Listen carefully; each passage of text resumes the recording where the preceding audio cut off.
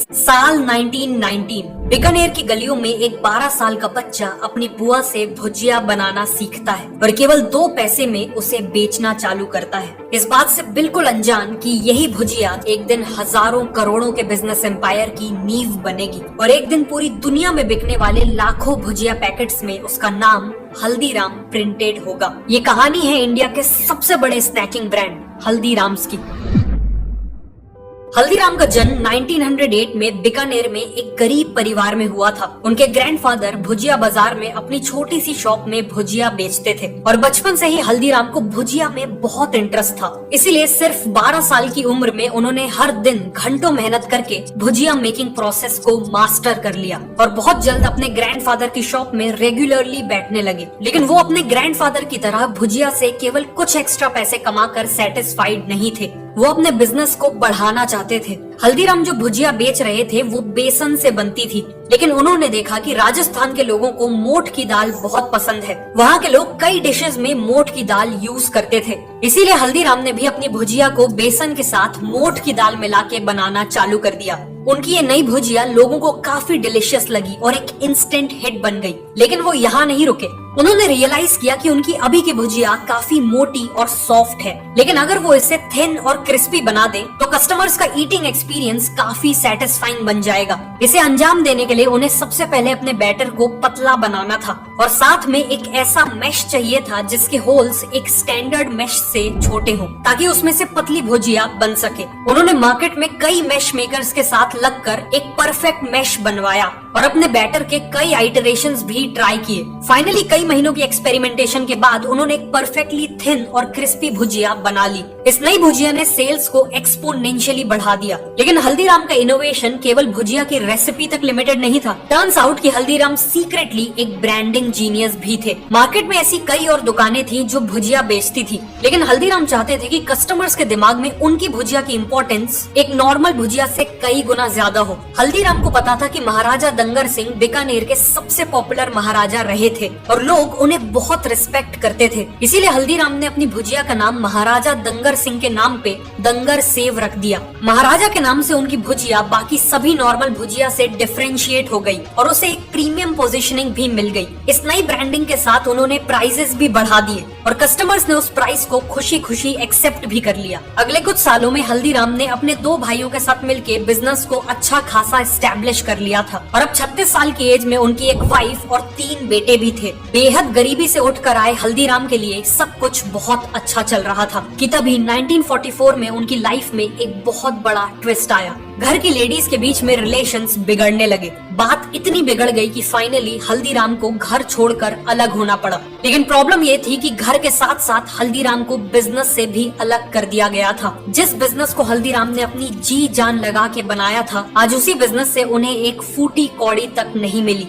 और वो रातों रात अपनी फैमिली के साथ सड़क पे आ गए। लेकिन जिम्मेदारियों के चलते उनके पास इमोशनल होने का कोई टाइम नहीं था। हल्दीराम ने जल्द से जल्द अपने आप को संभाला और काम ढूंढने लगे। एक दिन मार्केट में काम ढूंढते वक्त किसी ने उनका नाम पुकारा। जब हल्दीराम ने मुड़कर देखा तो पीछे उनका एक बचपन का दोस्त खड़ा था। उनका ये दोस्त कई सालों बाद बीकानेर लौटा था। हल्दीराम ने उसे अपनी सिचुएशन के बारे में सब कुछ बता दिया। सालों पहले हल्दीराम ने 200 रुपए देके अपने इस दोस्त की मदद की थी और फॉर्चुनेटली उसने ये एहसान भूला नहीं था। उसने उसी दिन हल्दीराम को 100 रुपए लौटा दिए और यही 100 रुपए हल्दीराम के लिए लाइफ लाइन साबित हुए। सबसे पहले तो उन्होंने अपनी फैमिली के लिए एक छोटा सा घर रेंट पे लिया और फिर बिजनेस आइडियाज सोचने लगे। उनकी वाइफ चंपा देवी काफी डिलीशियस मूंग दाल बनाती थी और बीकानेर के लोगों के लिए भी मूंग दाल एक स्टेपल डिश थी। फिर क्या, उन्होंने मूंग दाल का बिजनेस करने का फैसला लिया। उन्होंने बचे हुए पैसों से मूंग दाल, स्पाइसेस और बाकी आइटम्स खरीदे और एक काम चलाऊ किचन भी सेटअप कर लिया। वो दोनों अर्ली मॉर्निंग उठकर मूंग दाल प्रिपेयर करते और फिर हल्दीराम पूरे दिन मार्केट में घूम घूम कर लोकल वर्कर्स और ऑफिस गोयर्स को ये डिश बेचने लगे। कुछ ही टाइम में उन्होंने मूंग दाल के साथ अपने ओरिजिनल पैशन यानी भुजिया को भी बेचना शुरू कर दिया। हार्डवर्क, टेस्ट और क्वालिटी के चलते उनका एक लॉयल कस्टमर बेस बन गया और कुछ ही टाइम में उन्होंने एक छोटी सी शॉप को रेंट पे लेने के पैसे जमा कर लिए। शॉप खोलने के कुछ ही समय में मार्केट में बात फैल गई कि हल्दीराम और उनकी दंगर सेव अब वापस आ चुके हैं। उनकी दुकान में लोगों की लाइन लगने लगी और देखते ही देखते हल्दीराम फिर से लोकल भुजिया किंग बन गए। अगले कुछ सालों में हल्दीराम ने केवल इसी दुकान को ग्रो करने में पूरा फोकस किया, लेकिन फिर 1950s में कुछ ऐसा हुआ जो उनके लिए एक बहुत बड़ा टर्निंग पॉइंट साबित हुआ। हल्दीराम अपने एक दोस्त की बेटी की शादी में कोलकाता गए थे। वहाँ उन्होंने सभी मेहमानों के लिए भुजिया बनाई थी और जब उन्होंने भुजिया खाने के बाद मेहमानों का रिएक्शन देखा तो वो काफी सरप्राइज थे। उन लोगों को भुजिया इतनी पसंद आ रही थी कि वो तारीफ तो कर ही रहे थे, साथ में हल्दीराम को बल्क ऑर्डर्स भी दे रहे थे। हल्दीराम को समझ आ गया था कि कोलकाता में अपने बिजनेस को एक्सपैंड करना एक बहुत बड़ी अपॉर्चुनिटी है, स्पेशली इसलिए क्योंकि वहाँ ऐसा कोई बड़ा कंपटीशन था ही नहीं जो भुजिया बेचता हो। 1955 में हल्दीराम ने अपने छोटे बेटे रामेश्वर लाल और अपने सबसे बड़े पोते शिव किशन को कोलकाता में बिजनेस सेटअप करने को भेजा। यहाँ भी उनकी शुरुआत एक छोटे से घर और केवल 8 स्क्वायर फीट की दुकान से हुई। शुरुआत तो स्लो थी, लेकिन इवेंचुअली कोलकाता में भी उनका बिजनेस वर्ड ऑफ माउथ के कारण ग्रो करने लगा और देखते ही देखते वो दिन की 150 से 200 किलो भुजिया बेचने लगे। ऑल्सो बंगालीज को अट्रैक्ट करने के लिए इन्होंने वहाँ के टेस्ट के हिसाब से बंगाली मिक्सचर नाम की नमकीन लॉन्च की, जो काफी सक्सेसफुल हो गई। अगले 12 सालों में उनकी शॉप 8 स्क्वायर फीट से बढ़कर 25 स्क्वायर फीट की हो गई और बिजनेस भी हर साल डबल हो रहा था। एक बड़ा शहर होने के कारण कोलकाता ब्रांच का बिजनेस अब बीकानेर ब्रांच से भी बड़ा हो चुका था। 1968 तक हल्दीराम के तीनों बेटे सेटल्ड थे। उनके बड़े बेटे मूलचंद बीकानेर का बिजनेस संभालते थे। सतीदास ने फैमिली से अलग होकर इंडिपेंडेंट शॉप्स खोल ली थी और रामेश्वर लाल कोलकाता बिजनेस चला रहे थे। इसे देखते हुए हल्दीराम ने बिजनेस से सेमी रिटायरमेंट ले ली और वो केवल कभी कभी बिजनेस को सुपरवाइज करने के लिए विजिट्स करते थे। बिजनेस ऑलरेडी अच्छा खासा चल रहा था, लेकिन इसके बाद जो हुआ वो हल्दीराम्स की बिजनेस जर्नी में एक सुनहरा चैप्टर साबित होने वाला था। हल्दीराम के सबसे बड़े पोते शिव किशन, जो अभी तक कोलकाता बिजनेस में अपने चाचा के साथ काम कर रहे थे, वो 1968 में नागपुर में हल्दीराम की ब्रांच खोलने का फैसला लेते हैं। नागपुर आके शिव किशन ने देखा कि वहाँ के लोग बालूशाज, गुजराती पेड़ा, मैसूर पाक और लड्डू जैसे स्वीट्स को बहुत पसंद करते थे। मतलब वहाँ के लोगों को स्वीट्स तो बहुत पसंद थे, लेकिन अभी तक इन्हें इंडिया के बाकी हिस्सों के स्वीट्स का ज्यादा एक्सपोजर नहीं मिला था। इस अपॉर्चुनिटी को देखते हुए शिव किशन ने नागपुर में भुजिया के साथ साथ अपनी फेवरेट काजू कतली भी बेचना चालू किया। स्टार्टिंग में कस्टमर उसे खरीदने में हेजिटेंट थे, इसलिए शिव किशन अपने कस्टमर्स को फ्री सैंपल्स ऑफर करने लगे। एक बार टेस्ट करते ही लोग काजू कतली के दीवाने होने लगे और डिमांड स्काई रॉकेट कर गई। इस सक्सेस को देखते हुए शिव किशन ने मलाई लड्डू, रसगुल्ला और रस मलाई जैसे स्वीट्स भी ऑफर करना चालू कर दिए और जाने अनजाने यहीं से शुरुआत हुई थी हल्दीराम्स की इंडियन स्वीट इंडस्ट्री में सबसे बड़े प्लेयर बनने की।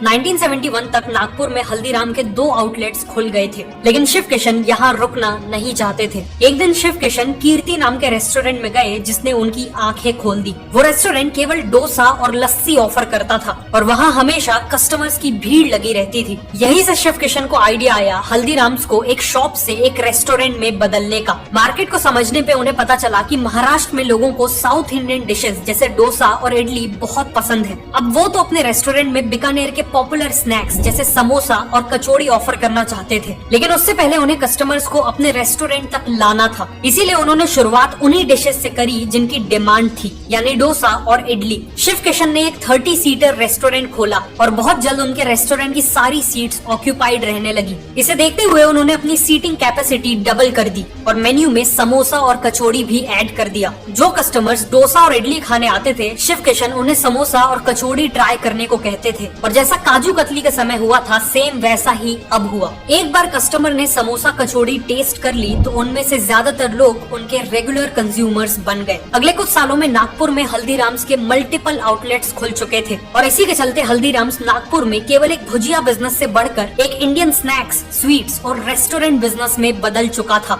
1975 में कोलकाता ब्रांच के रामेश्वर लाल फैमिली बिजनेस स्ट्रक्चर से अलग होके इंडिपेंडेंट हो जाते हैं। एक एग्रीमेंट होता है जिसके अकॉर्डिंग रामेश्वर लाल वेस्ट बंगाल से बाहर बिजनेस नहीं करेंगे और मूलचंद और उनके बेटे वेस्ट बंगाल में एंट्री नहीं लेंगे। इस समय तक हल्दीराम्स की नागपुर ब्रांच बहुत अच्छी चल रही थी, लेकिन शिव किशन के दिमाग में इससे भी बड़े प्लान्स थे। वो एक ऐसे शहर में एक्सपेंड करना चाहते थे जो हल्दीराम्स को एक नेशनल लेवल ब्रांड बना देने वाला था और वो शहर था भारत की राजधानी दिल्ली। दिल्ली में एक्सपैंड करने के लिए शिव किशन ने अपने छोटे भाई मनोहर लाल को चुना। मनोहर लाल तब तक बीकानेर बिजनेस में काम कर रहे थे और शिव किशन को उनमें बहुत पोटेंशियल दिख रहा था। 1982 में मनोहर लाल अपने छोटे भाई मधुसूदन के साथ दिल्ली आए और वहाँ देखा कि Chandni Chowk famous snacks vendor से भरा हुआ था।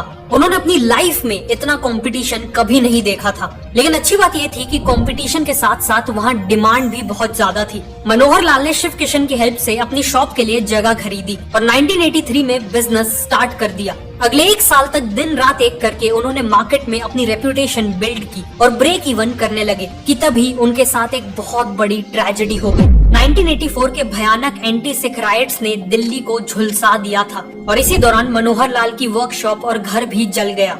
अगले 2 महीने तक हल्दीराम्स का दिल्ली का बिजनेस जीरो पे आ चुका था। लेकिन मनोहर लाल ने हार नहीं मानी। उन्होंने नागपुर और बीकानेर से फाइनेंशियल हेल्प ली और दिल्ली में एक नई 300 स्क्वायर फीट की वर्कशॉप एक्वायर की और बिजनेस को रीस्टार्ट किया। उन्होंने जो रेपुटेशन बिल्ड की थी वो बहुत काम आई और बिजनेस वापस पिकअप करने लगा। अगले कुछ सालों में उन्होंने न केवल अपनी करंट वर्कशॉप को एक्सपेंड किया बल्कि एक 2000 स्क्वायर फीट की नई फैक्ट्री भी स्टैब्लिश की और नए आउटलेट्स भी खोले। बिजनेस लगातार ग्रो हो रहा था। लेकिन इन सब के बाद भी हल्दीराम्स एक मीडियम साइज्ड लोकल बिजनेस ही था। पर शिव किशन और मनोहर लाल चाहते थे कि हल्दीराम्स एक वर्ल्ड क्लास कंज्यूमर ब्रांड बने, इंडिया के हर घर के लोग उनके प्रोडक्ट्स कंज्यूम करें। उन्होंने देखा कि लिबरलाइजेशन के बाद पेप्सिको, केलॉग्स और नेस्ले जैसी ब्रांड्स ने इंडिया में कन्वीनियंस फूड्स बेचना चालू कर दिए हैं, बेसिकली पैकेज्ड और रेडी टू ईट फूड। लेकिन हल्दीराम ने यहाँ एक बहुत बड़ा गैप स्पॉट किया। ये सभी फॉरेन ब्रांड्स इंडियंस को वेस्टर्न कल्चर का पैकेज्ड फूड मार्केट करने में हजारों करोड़ों लगा रहे थे। लेकिन उस समय कोई भी ब्रांड इंडियन स्नैक्स को लॉन्ग शेल्फ लाइफ वाली पैकेजिंग में नहीं बेच रहा था। इसी अपॉर्चुनिटी को देखते हुए हल्दीराम्स ने सबसे पहले अपनी बीकानेरी भुजिया और आलू भुजिया जैसे प्रोडक्ट्स को नाइट्रोजन पैकेजिंग में बेचना चालू किया, जिससे इनकी शेल्फ लाइफ कुछ दिनों से बढ़कर कुछ महीनों तक पहुँच गयी। इस नई पैकेजिंग के कारण हल्दीराम्स का बिजनेस अब नागपुर या दिल्ली तक लिमिटेड नहीं था। अब लोग इंडिया के छोटे से छोटे शहर में हल्दीराम्स की भुजिया खरीद सकते थे। लॉन्च के बाद कस्टमर्स ने इन प्रोडक्ट्स को बहुत अच्छा रिस्पांस दिया और इसीलिए हल्दीराम्स ने अपने पैकेज्ड फूड सेगमेंट में रसगुल्ला, सोन पापड़ी, पिकल्स, कचौड़ी और इवन भेल पूड़ी में डाइवर्सिफाई किया। देखते ही देखते हल्दीराम्स ने 400 से ज्यादा पैकेज्ड फूड आइटम्स बेचना चालू कर दिए। अलग अलग परचेजिंग पावर वाले कंज्यूमर्स को टारगेट करने के लिए इन्होंने अलग अलग पैक साइजेस में अपने प्रोडक्ट्स ऑफर किए। जैसे इनके कई प्रोडक्ट्स का छोटा पैक केवल 5 रुपए में मिल जाता है और बड़े पैक्स 200 रुपए प्लस तक जाते हैं। ऑल्सो इन्हें पता था कि स्नैक्स एक इम्पल्सिव परचेज होते हैं, इसलिए हल्दीराम्स ने कलर साइकोलॉजी का यूज करके अपनी पैकेजिंग को अट्रैक्टिव बनाया और फाइनली इंडिया के कोने कोने तक पहुंचने के लिए हल्दीराम्स ने 100 से ज्यादा डिस्ट्रीब्यूटर्स और लाखों रिटेलर्स को ऑन बोर्ड किया। इन्हीं स्ट्रैटेजीज के चलते आज इंडिया के ऑलमोस्ट हर घर में लोग हल्दीराम के स्नैक्स खाते हैं और इवन यूएस, सिंगापुर और यूके जैसे 80 से ज्यादा देशों में Haldiram's one of the most popular Indian snacks brand है।